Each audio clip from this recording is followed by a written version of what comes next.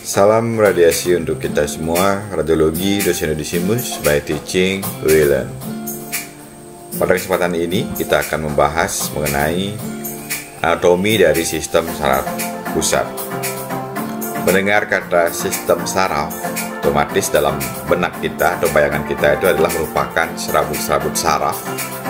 Kalau istilah simpelnya itu merupakan kabel-kabel yang saling berhubungan dalam sebuah rangkaian sistem untuk menjalankan sesuatu. Begitu pula pada organ tubuh, ini merupakan suatu hal yang kompleks dan rumit yang saling berhubungan sebagai sistem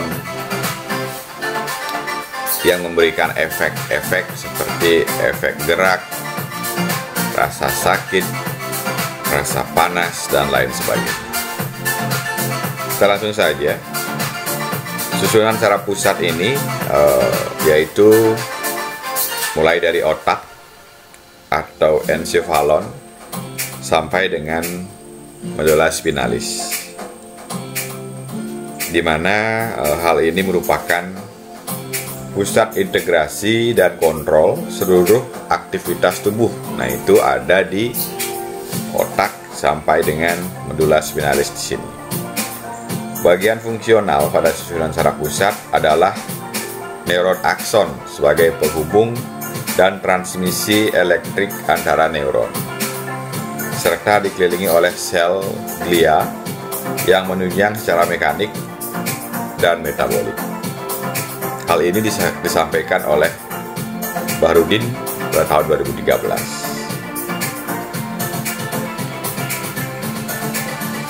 Di sini juga terdiri dari otak tentunya, sistem saraf pusat ini, di mana otak ini merupakan alat tubuh yang sangat penting dan sebagai pusat pengatur dari segala kegiatan manusia yang terletak di dalam rongga tengkorak.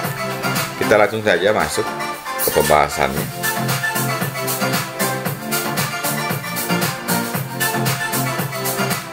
Jadi sistem saraf ini dibentuk oleh jaringan saraf, di mana sel pembentuk jaringan saraf itu adalah yang pertama sel saraf atau neuron.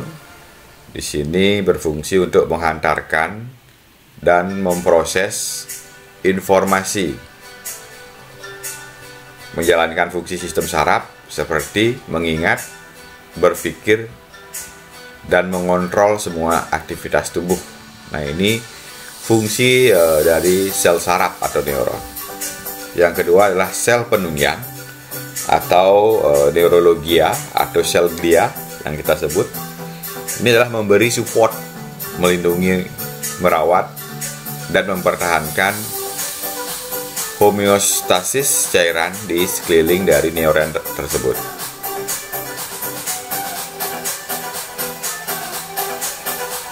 Nah, secara anatomi sistem saraf pusat ini dibagi dengan ada sistem saraf pusat, kemudian juga sistem saraf pusat ini pada manusia dibagi lagi dari susunan saraf pusat dan susunan saraf tepi. Yang kita bahas pada kesempatan ini adalah terkait dengan susunan saraf pusat, di mana susunan saraf pusat ini terdiri dari otak atau encephalon, kemudian ada sumsum tulang belakang atau medula spinalis. Otak ini terbagi menjadi beberapa bagian, yaitu adalah otak besar, cerebrum, otak tengah, atau sering kita sebut mesencephalon, kemudian otak kecil, cerebellum, dan sumsum lanjutan atau medula oblongata. Nah, ini akan kita bahas fungsi-fungsinya dan letaknya nanti. Nah, kemudian susunan saraf tepi ini terdiri dari saraf sadar maupun saraf tak sadar atau otonom. Saraf sadar terdiri dari 12 pasang saraf tepi kranial dan 31 pasang saraf tepi spinal. Sedangkan saraf tak sadar merupakan saraf simpatik dan saraf parasimpatik.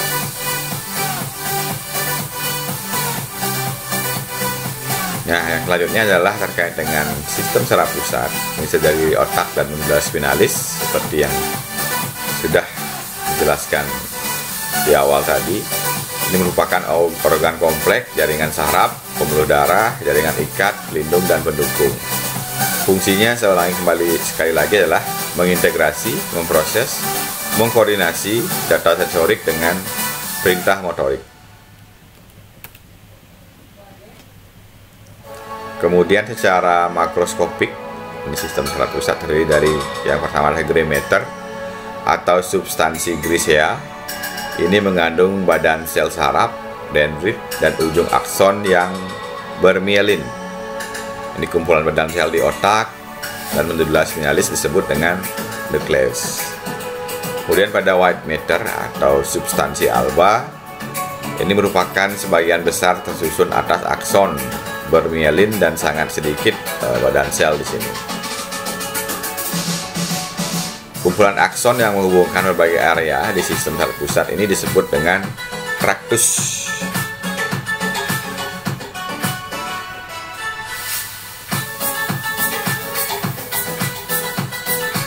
Nah, kemudian kita akan membahas terkait pelindung dari sistem saraf pusat.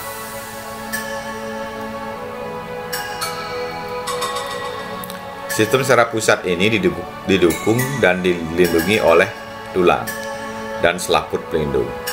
Jadi sistem saraf ini karena merupakan hal yang sangat kompleks dan riskan sekali, sehingga sistem saraf ini dia dilindungi oleh tulang-tulang dan selaput-selaput pelindung lainnya agar menjaga sistem saraf ini tetap tidak terganggu atau tidak terdesak oleh hal-hal lain atau organ-organ lain. Kemudian yang pertama adalah otak. Otak ini terdapat pada rongga tulang kepala. Kemudian ada medulla spinalis atau cranial vertebralis. Ini ada di tulang belakang, spinal di sini. Otak dan medulla spinalis ini dilindungi oleh 3 membran, yaitu dura mater, arachnoid mater, dan pia mater. Nah, ini terdapat dalam meninges.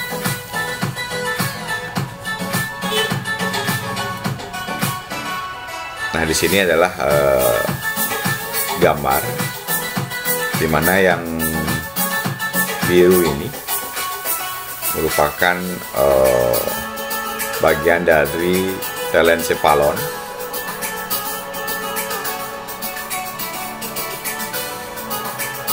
Ini adalah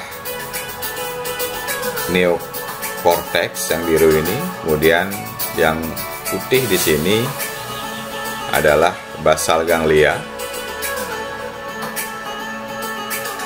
Ada limbic system juga di sini. Kemudian yang bagian diencephalon itu adalah bagian ini di sini, diencephalon. Yang agak coklat ini adalah talamus. Sedangkan yang bagian kuning ini adalah hipotalamus. Inilah talamus, yang ini adalah hipotalamus. Yang berwarna ungu ini adalah bagian dari mesencephalon.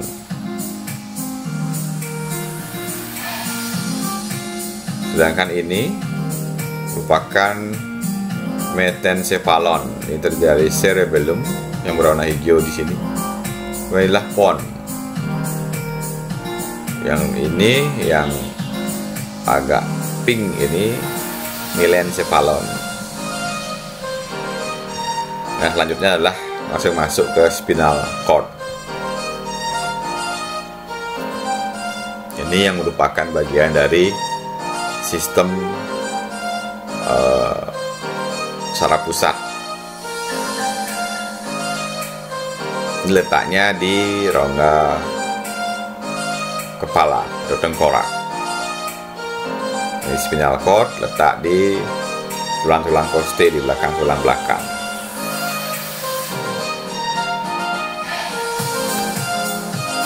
Nah, di sini tentunya berkaitan sekali dengan otak ya. Kalau kita membahas terkait dengan sistem saraf pusat di sini, yang pertama adalah telencephalon. Nah, inilah telencephalon tadi yang sudah saya jelaskan di awal. Saya ulangi kembali. Ini bahasa Indonesianya mungkin sering disebut otak agung gitu, atau cerebrum. Ini merupakan anggota depan yang paling menonjol dari otak depan. Cerebrum ini atau telencephalon ini terdiri dari dua belahan, yaitu belahan kiri dan kanan. Setiap belahan mengatur dan melayani tubuh yang berlawanan. Belahan kiri mengatur tubuh anggota kanan dan sebaliknya. Nah, ini yang kita dapat lihat. Salah satu contohnya di MRI maupun di CT scan, ada kasus stroke. Misalnya ada pendarahan di kiri, di otak kiri, maka biasanya kelumpuhan yang terjadi itu adalah di sisi tubuh bagian kanan. Begitu juga sebaliknya. Kemudian yang kedua ada diencephalon. Ini adalah diencephalon yang merah ini. Oke.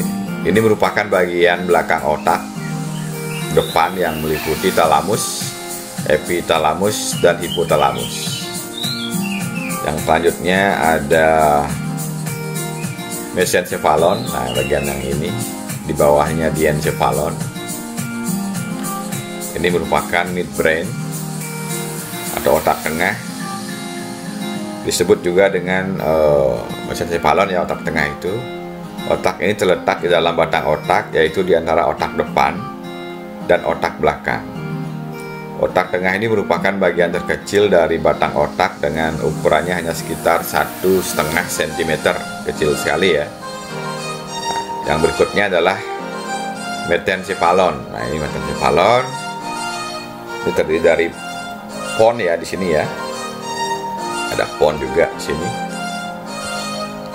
Ini adalah bagian dari tengah anatomi batang otak. Bagian otak ini membawa pesan dari otak besar ke medula oblongata atau otak kecil, serta memiliki saluran yang membawa sinyal sensorik ke talamus. Pon juga mengandung 4 dari 12 saraf kranial pada otak yang membantu mengontrol berbagai aktivitas tubuh. Nah, yang terakhir adalah melencephalon, ada yang merah di sini. Nah, ini yang ada di bagian otak. Ada telencephalon, diencephalon, mesencephalon, metencephalon, dan melencephalon.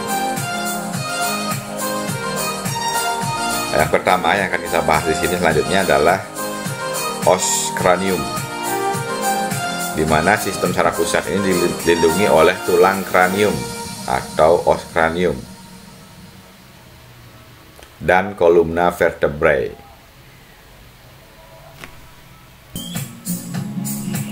Membran jaringan penunjang atau meninges dan cairan cerebrospinal atau CSF. Os cranium ini terdiri dari os frontal, os sphenoid, os ethmoid, os occipital, os parietal, dan os temporal. Dan juga terdapat lubang tempat keluarnya saraf kranial dan medula spinalis pada foramen magnum di sini. Selanjutnya kita akan membahas mengenai meninges. Ini merupakan membran yang melapisi otak dan medula spinalis. Nah, ini lapisan meninges ini dari lapisan terluar adalah durameter. Di membran terluar yang berdekatan dengan permukaan dalam os cranium, tersusun atas jaringan penghubung tebal dan dipisahkan dengan arachnoid oleh ruang tipis berisi air. Ini ruang subdural. Kemudian ada arachnoid, ini memiliki dua komponen, yaitu lapisan yang dekat dengan ruang subdural dan sistem serat penunjang atau trabekula yang membentuk struktur seperti jaringan antara arachnoid dan piameter. Selanjutnya ada rongga di antara trabekula membentuk ruang subarachnoid berisi cairan cerebrospinal atau CSF di sini. Selanjutnya beberapa bagian arachnoid ini membentuk tonjolan atau protrusion yang berakhir di sinus venosus durameter. Pengenalan ini dilapisi sel endotel sinus venosus yang disebut villi arachnoid yang berfungsi menyerap CSF ke darah. Yang terakhir adalah diameter, di mana diameter ini merupakan membran terdalam meninges yang tipis, transparan, dan banyak terdapat pembuluh darah. Di antara diameter dan jaringan saraf terdapat lapisan tipis processus neurologia yang menempel pada diameter. Nah, di sini dapat kita lihat jika otak itu dibedah, ini bone, tulang, ini meningel. Nah, ini adalah dura, ini juga dura. Ini lobus frontal, ini occipital lobus. Nah, ini adalah superior sagittal sinus. Nah, inilah bagian arachnoid.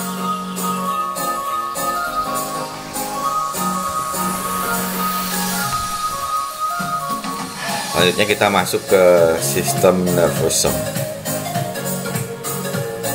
Ini adalah saraf sentral yang akan kita bahas, itu terkait dengan encephalon sampai dengan medulla spinalis. Di mana encephalon ini terdiri dari cerebrum, diencephalon, mesencephalon, cerebellum, pons, dan medulla oblongata. Sedangkan pada medulla spinalis ini ada segmental, cervical, thoracal, lumbal, sakral, dan koksigis. Ini bagian dari tulang belakang.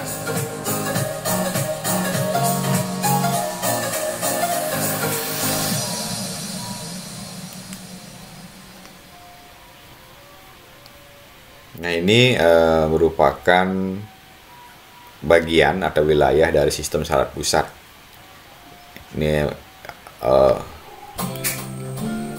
ada spinal cord, kemudian ada medulla oblongata, pons, cerebellum, midbrain, forebrain.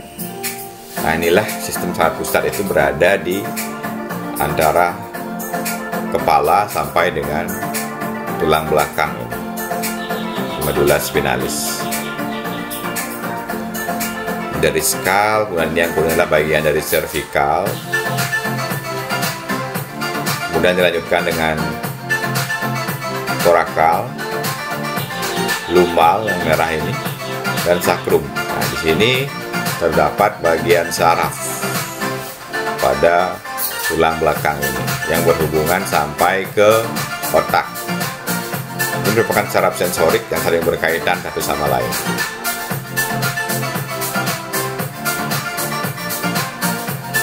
Yang pertama akan kita bahas adalah dari bagian kepala dulu, yaitu terkait dengan ventricle otak.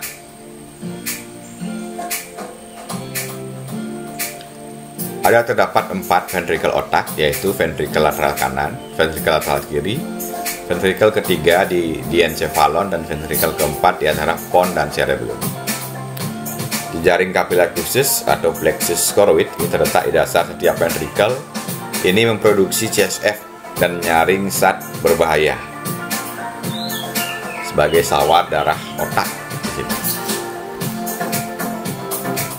Nah, otak ini diperkirakan otak ini terdiri dari atas 100 miliar neuron. Otak ini dibagi dengan 6 divisi utama, yaitu cerebrum, diencephalon, cerebrum, midbrain, pons, dan medulla oblongata.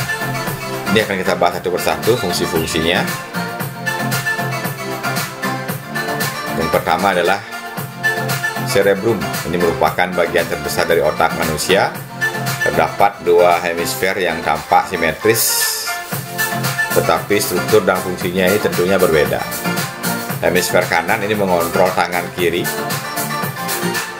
pengenalan terhadap musik dan artistik, ruang dan pola persepsi, pandangan dan imajinasi.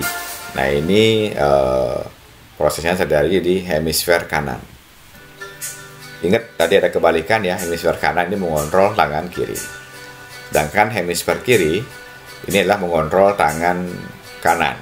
Oke.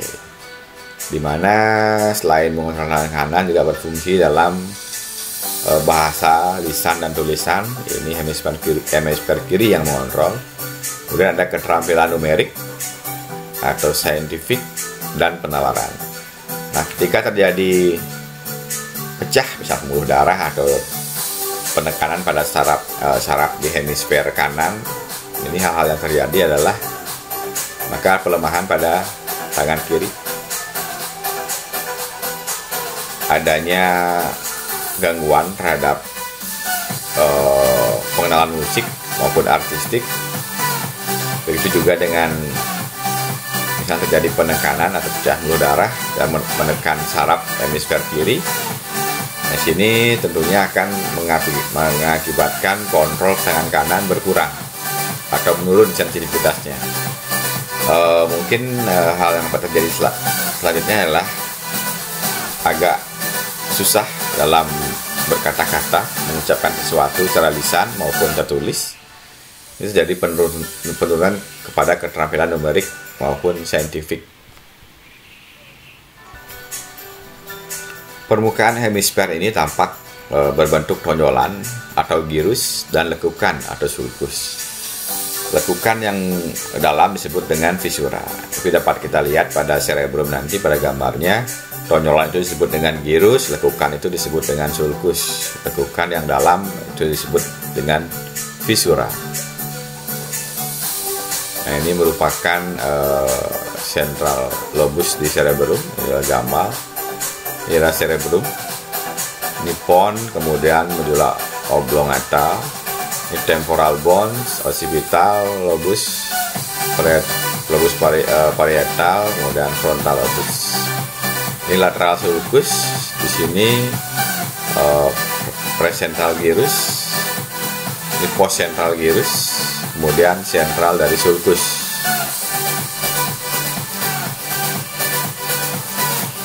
Selanjutnya terkait dengan cerebrum, di mana cerebrum ini terdiri dari substansi alba atau serat saraf bermielin yang terdiri dari ada serat asosiasi yang berfungsi menghubungkan dan menghantarkan impuls di antara gyrus pada hemisfer yang sama.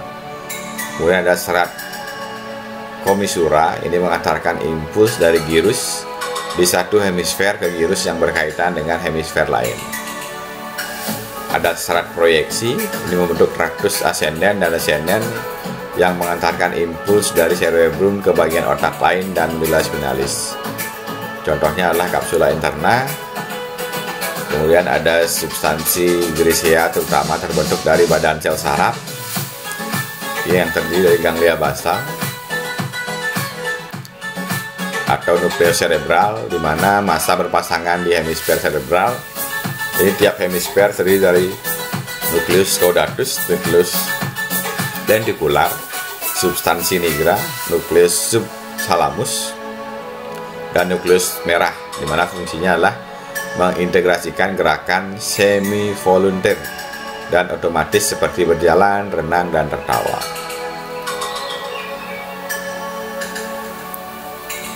Masih dalam cerebrum, ini adalah ada korteks cerebri. Di sini lapisan substansi grisea yang tebal kurang lebih 3 mm yang menutupi permukaan dalam hemisfer cerebri. Secara fungsional, korteks cerebri ini dibagi menjadi 3 area, yaitu area 1 adalah area sensorik, area 2 merupakan area motorik, dan area 3 adalah asosiasi. Selanjutnya dalam lobus di cerebrum ini terdiri dari 4, yaitu lobus frontal, di mana pada lobus frontal ini merupakan pusat fungsi intelektual yang lebih tinggi seperti kemampuan berpikir abstrak dan nalar, bicara, pusat penghidu dan emosi, pusat pengontrolan gerakan volunteer di gyrus precentralis atau area motorik primer. Kemudian terdapat area asosiasi motorik atau area promotor. Kemudian ada lobus parietal, di mana lobus parietal ini terdiri dari pusat kesadaran sensorik di gyrus. Postcentralis, terdapat area asosiasi sensorik. Selanjutnya adalah lobus occipital, ini berfungsi sebagai pusat penglihatan. Area asosiasi penglihatan menginterpretasi dan memproses rangsangan penglihatan dari nervus opticus dan mengasosiasikan rangsangan ini dengan informasi saraf lain dan memori. Nah, ini merupakan lobus terkecil ya, lobus occipital ini. Selanjutnya adalah lobus temporal ini berperan dalam pembentukan dan perkembangan emosi, dan juga merupakan pusat pendengaran. Nah, di sini terdapat gambar kontrol sentral pada kepala. Ini yang pertama ada sulcus sentral, sulcus tengah ya. Kemudian ini adalah motor korteks. Ini yang berperan untuk gerakan ya, sini.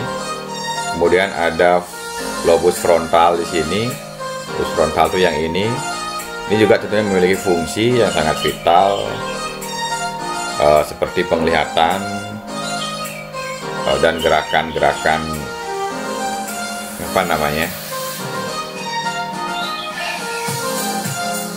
memberikan informasi terhadap gerakan-gerakan.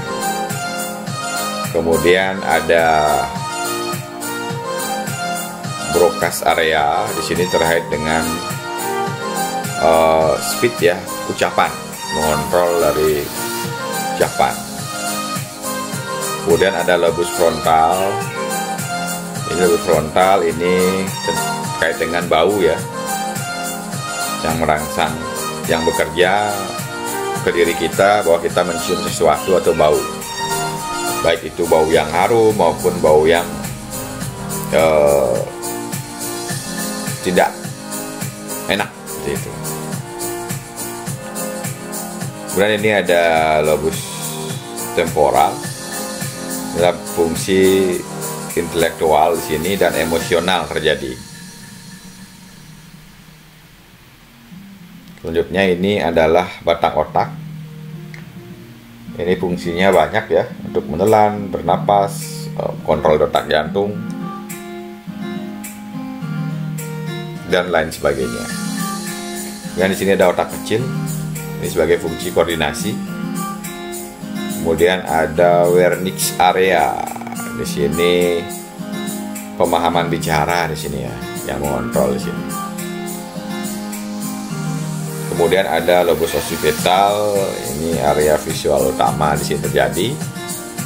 Kemudian ada lobus temporal, ini terkait dengan pendengaran ya, lobus temporal di sini. Kemudian lobus parietal, ini pemahaman tentang bahasa juga. Ini sensory cortex, ini merasakan rasa nyeri, panas, dan sensasi-sensasi lainnya terjadi di sensory cortex di sini.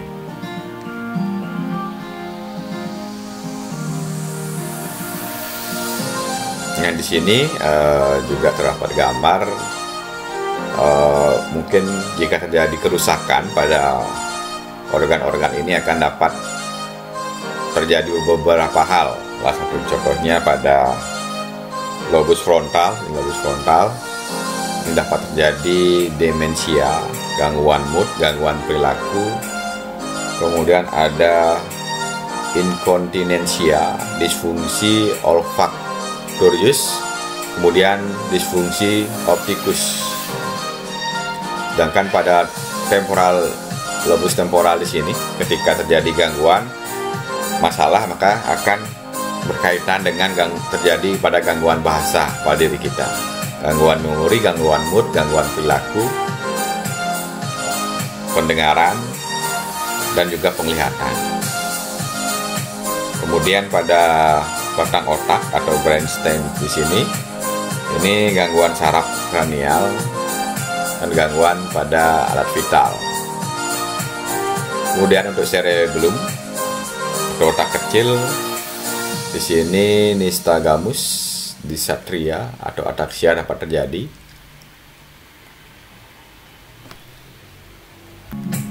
Kemudian pada lobus occipital di sini dapat terjadi hemianopsia, hemonin, dan kontralateral.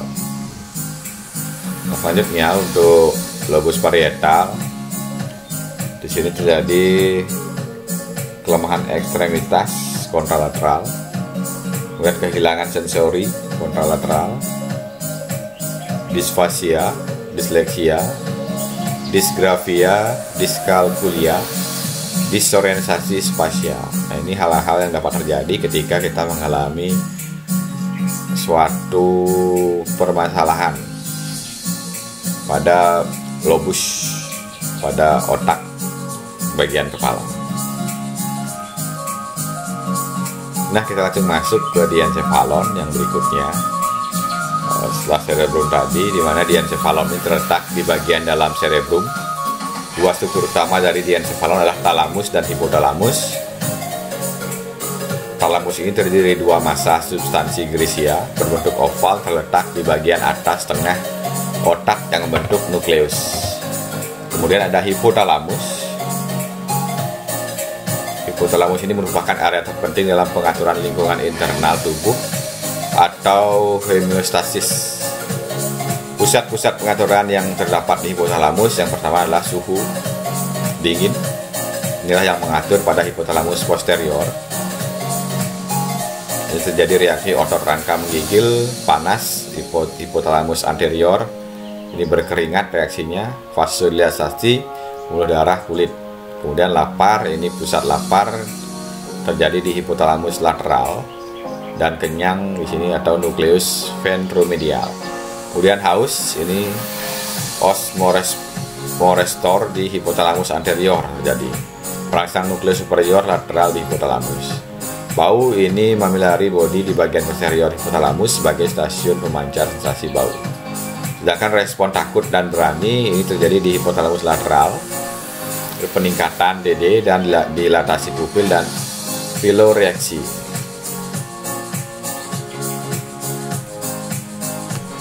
Nah, di mana letak hipotalamus dan talamus tersebut? Nah, ini dapat terlihat pada potongan medial otak. Ini yang hijau ini merupakan talamus. Nah, yang biru di depannya ini merupakan hipotalamus. Selanjutnya ini ada organ yang kecil di sini adalah mammillary body. Ini pons, medulla oblongata, cerebellum. Ini yang kecil ungu adalah pineal gland. Kemudian ini cerebral cortex. Yang hijau adalah cingulate gyrus. Ini corpus callosum yang hijau. Ini agak hijau kebiruan. Cingulate gyrus.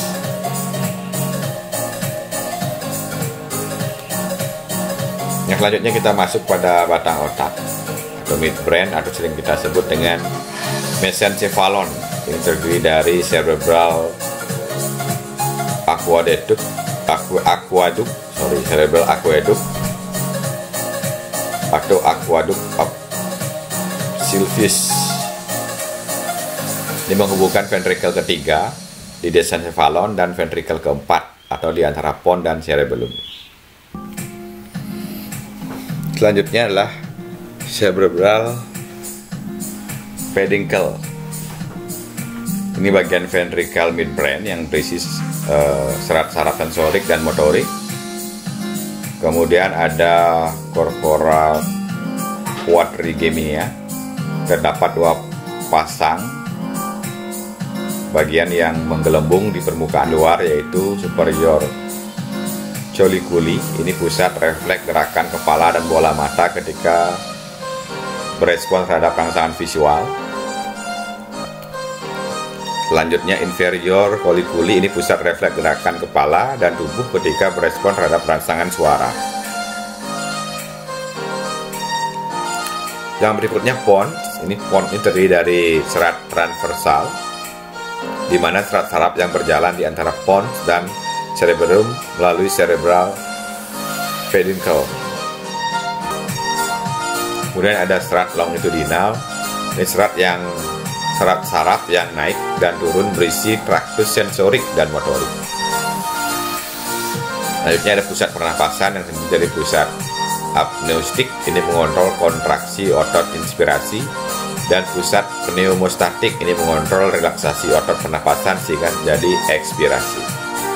Kemudian ada nukleus dari saraf kranial, di mana nukleus 5, 6, 7, dan 8. Selanjutnya ada formasio retikular. Ini bagian inti dari substansia grisia yang terbentang dari medulla oblongata ke midbrain dan terbentuk dari ribuan neuron kecil yang tersusun seperti jaringan atau reticular net. Kemudian ada RAS. RAS ini adalah reticular activating system. Ini jalur polisinaps yang terdapat dalam formasio retikular, menentukan tingkat kesadaran dan tingkat jaga yang memungkinkan terbentuknya persepsi. Yang selanjutnya adalah medula oblongata, di mana medula oblongata ini merupakan lanjutan dari medula spinalis. Ini terdiri dari piramid, ini terdapat di permukaan ventral membentuk triangular atau piramid. Ini berisi berkas saraf descendant yang membawa impuls untuk merangsang otot rangka. Kemudian ada decussation, di sini penyilangan serat saraf. Menyilangnya serat saraf dari bagian atas medula ke medula spinalis ini, sehingga otot rangka bagian kanan dikontrol oleh otak bagian kiri. Medula oblongata ini juga terdiri dari nukleus yang pertama pada pusat pernapasan, terdiri dari dorsal group, ini kelompok neuron yang membentuk pernapasan otomatis. Kemudian ventral group, kelompok neuron yang mempersarafi otot-otot pernapasan. Terdapat kemoreseptor yang sensitif terhadap perubahan konsentrasi ion H+ dan konsentrasi CO2.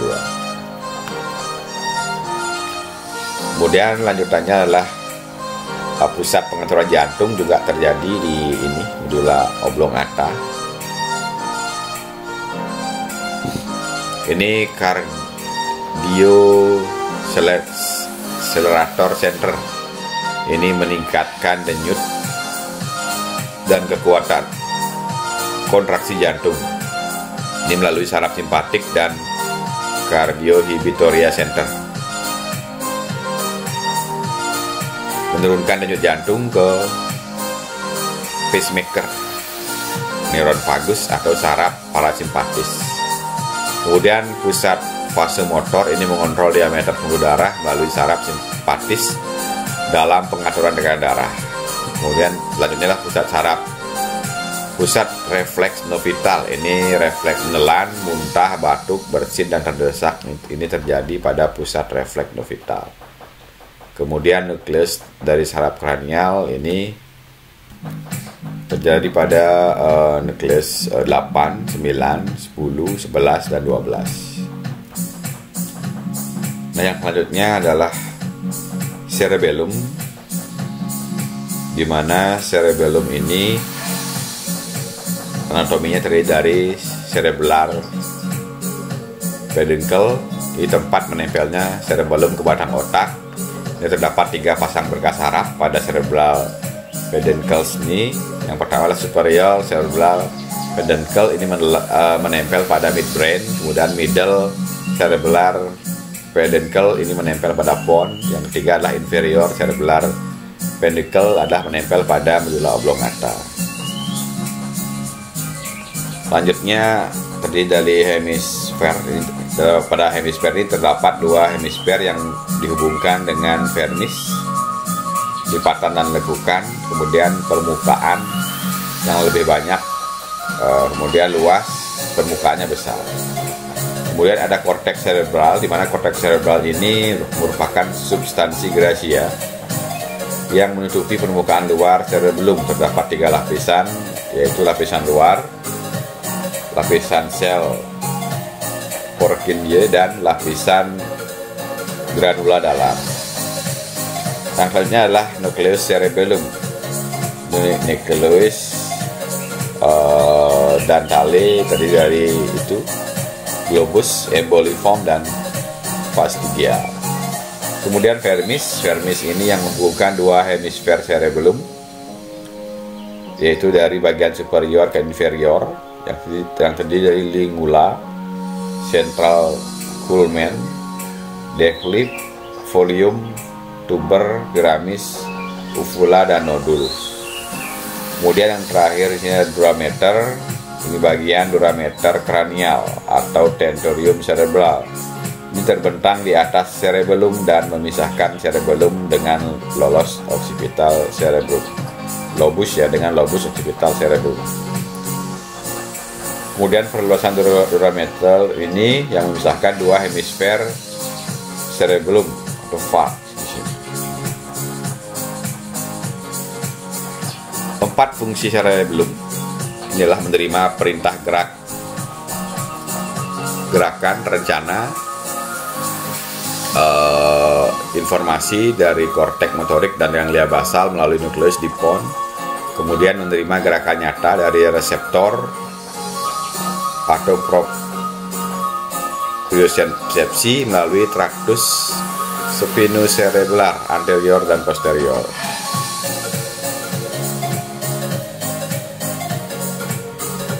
Selanjutnya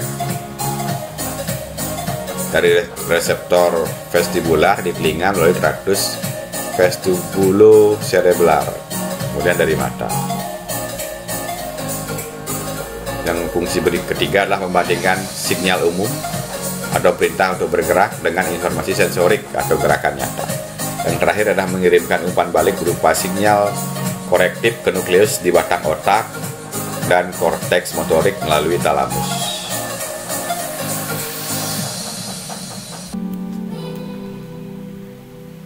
Yang adalah medula spinalis. Ini terdapat 31 pasang saraf spinal yang melalui medula spinalis. Ini merupakan nervus campuran yang berisi akson sensorik dan motorik yang berjalan di kolumna spinal. Sebuah akson sensorik masuk ke medula spinalis melalui ganglion akar dorsal. Nah, medula spinalis ini terletak di tulang belakang. Dia pertama adalah traktus spinotalamicus lateral, ini mengantarkan impuls modalitas nyeri dan suhu.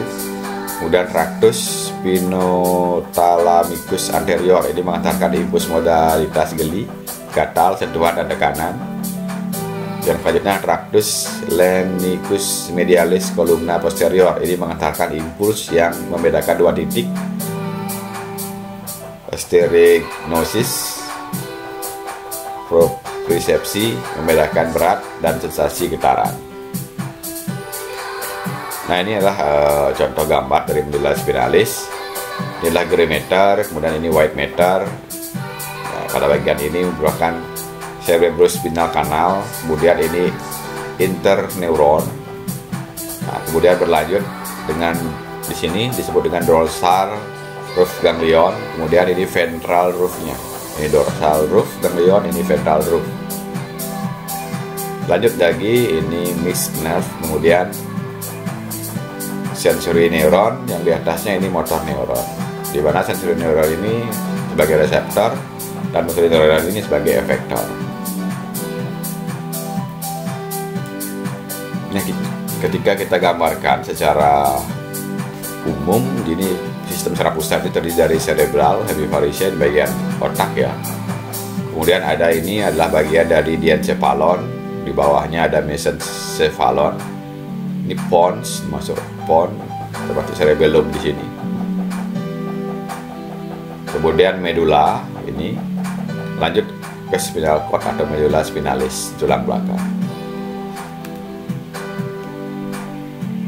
Nah, ini bukan embriologi otak. Bagian yang merah ini dan orange ini masuk ke dalam prosencephalon yang terdiri dari telencephalon dan diencephalon. Sedangkan yang berwarna ungu di sini adalah mesencephalon. Yang hijau dan kuning ini masuk dalam bagian rhombencephalon yang terdiri dari mesencephalon, myelencephalon, dan spinal cord. Nah, ini rhombencephalon terdiri dari mesencephalon dan myelencephalon. Nah, selanjutnya yang terakhir adalah spinal cord ini.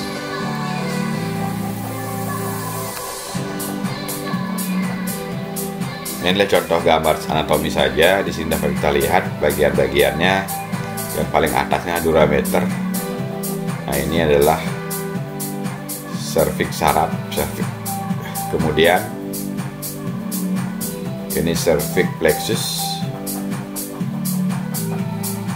Bagian ini adalah brachial plexus. Ini adalah rongga torak di sini. Terdapat sistem saraf. Kemudian yang di sini bagian lumbal, saraf pada lumbal. Ini saraf pada sakral. Ini pada saraf pada tulang ekor, koksigeal ya.